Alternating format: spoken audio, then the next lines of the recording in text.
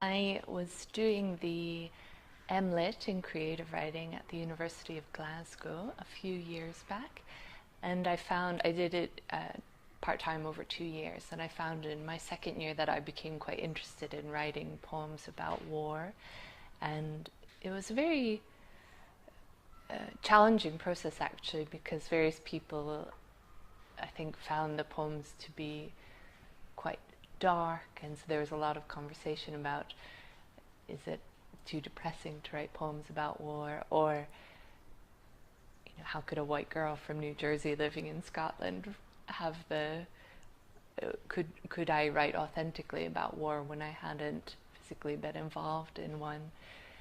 And yet I believe deeply, and I still believe, that it's actually a very important topic for people all over the world to be thinking about, and if possible, if they are makers, to be making work about, because certainly I think if you're a part of any, probably just about any country, certainly any first world Western country, you are living in a society whose leaders are engaged in war making or soldiering in some way, and so even our activities in a very protected space potentially help fund war or involve,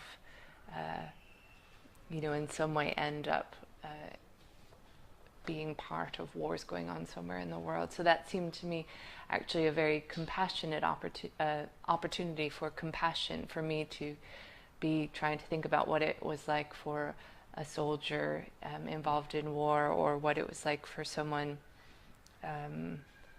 who was involved in a bombing.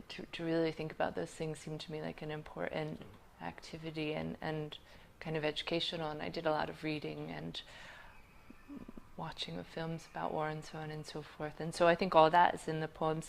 This is a poem called Channels, and actually I suppose this is very much about thinking of that conundrum of living in or growing up in a very well-off Western country where materialism, television, entertainment is so much part of the culture that you live in, essentially a very safe space, and seem to be ignorant, innocent in various ways, but actually that we're deeply affected and influenced by the activities of our country's power struggles within the world. Channels. Bobby, where's my lipstick? Bobby's palms are red as a baboon's bottom. Rotten boy, he stole his mama's rouge, rubbed it places nobody goes. He liked the smell. He sat in front of the tube, boob, brain swelled. Eyes of a deep water fish, flat, wide discs glow yellow in the flashing gloom, all pupil now. Like octopi far overhead, the choppers grind, their searchlights beams in deep sea slough. Bobby sees in the dark, he's evolved. No fingers to change the channels, all red fin filigree, he blends in.